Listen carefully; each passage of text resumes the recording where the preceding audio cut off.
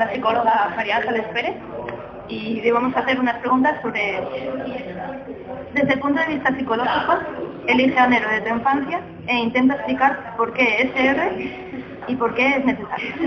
Era necesario. Pues un héroe en mi infancia pues era, por ejemplo, Vicky el Vikingo, que era un personaje de dibujos animados, y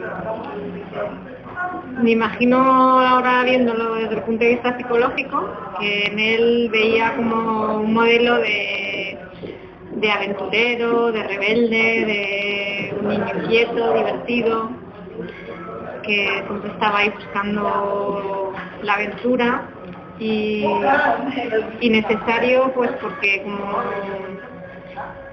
dentro del proceso, me imagino, de lo evolutivo de los niños, siempre buscamos como unas referencias fuera y buscamos personajes pues a los que queremos imitar y con los que nos sentimos como identificados y como modelos, ¿no? Y en esa época pues era lo que teníamos acceso, no había tanta variedad como ahora, tantos dibujos, y bueno, era el que a mí me llamó la atención. Y desde el punto de vista de la psicología también, ¿qué es un héroe? Pues un héroe es un arquetipo. Dentro de la psicología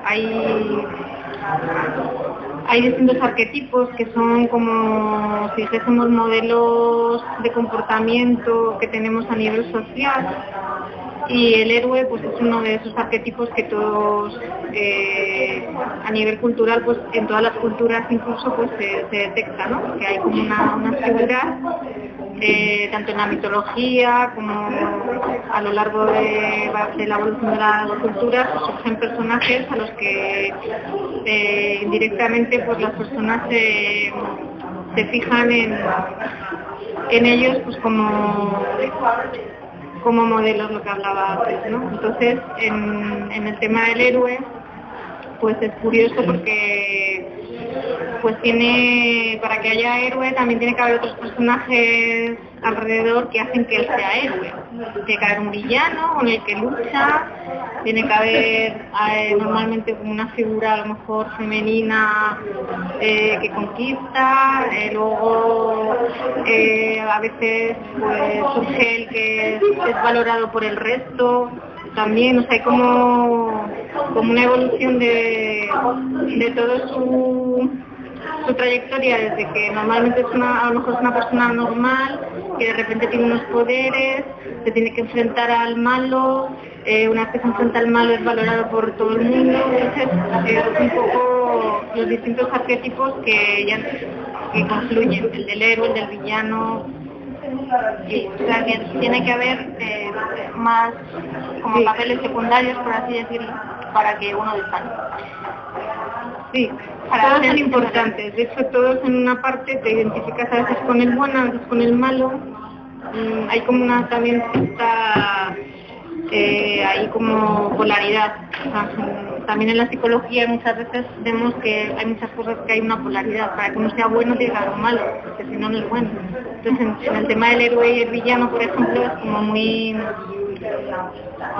significativo. E incluso para una persona en un momento dado te puedes identificar con el héroe, pero a veces también te identificas con el villano, y a veces luego el villano resulta que no es tan villano.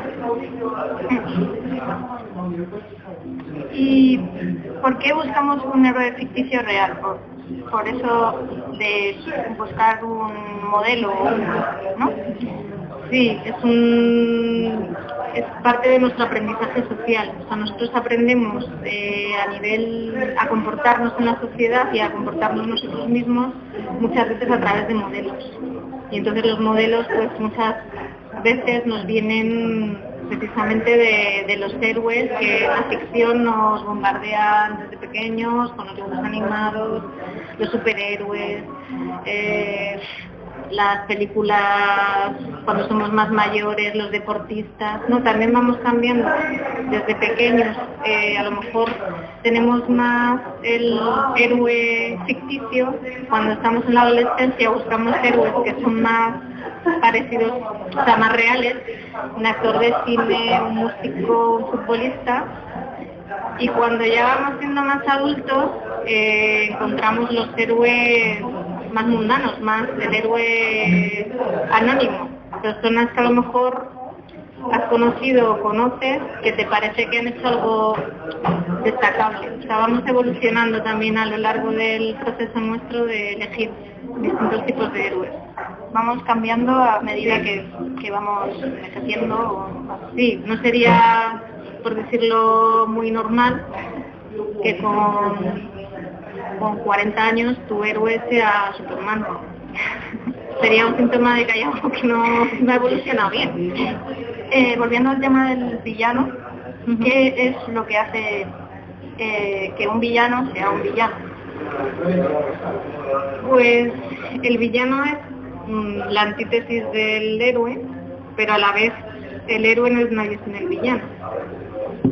Es la parte de la polaridad que hablábamos antes. Por ponerte un ejemplo, en la Guerra de las Galaxias están los héroes, Luke Skywalker, todos los Jedi. Sin el lado oscuro no serían héroes. Entonces, siempre el héroe necesita del villano indirectamente, y también a veces las personas a veces también se identifican con el villano porque todos tenemos una parte de héroe y de villano. Es una manera de ver en nosotros también esas dos polaridades, ¿no?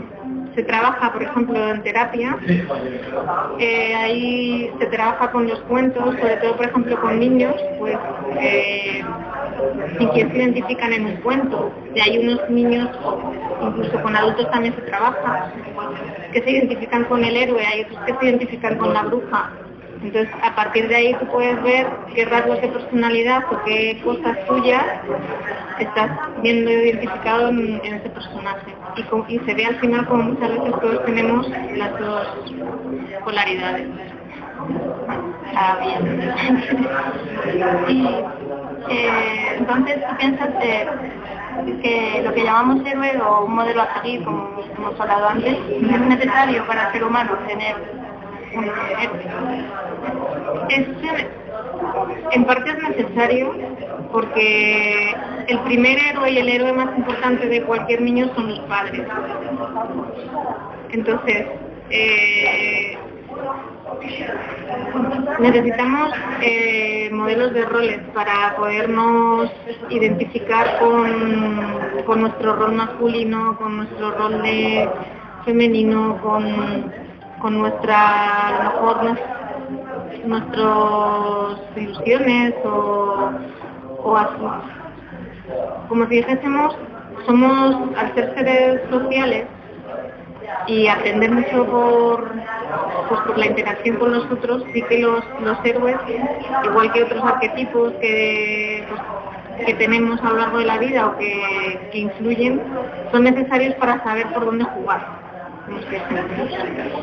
Entonces, bueno, son necesarios. El problema es cuando nos pueden, como si dijésemos, perder el centro de la realidad.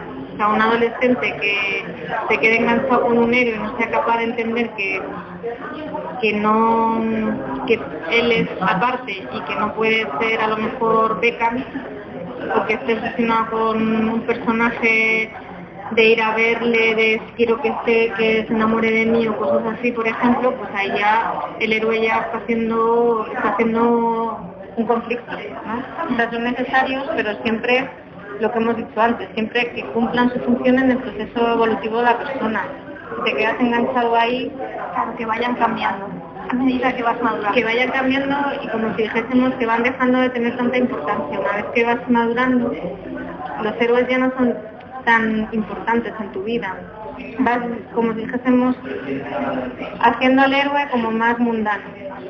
Es lo que decíamos. Ya a lo mejor el héroe es para ti una persona que ha ayudado a otra persona o que ha conseguido, yo qué sé, algo en la vida que te parece loable, pero ya no es un personaje de ficción o un personaje a lo mejor que pueda haber 4, ¿no?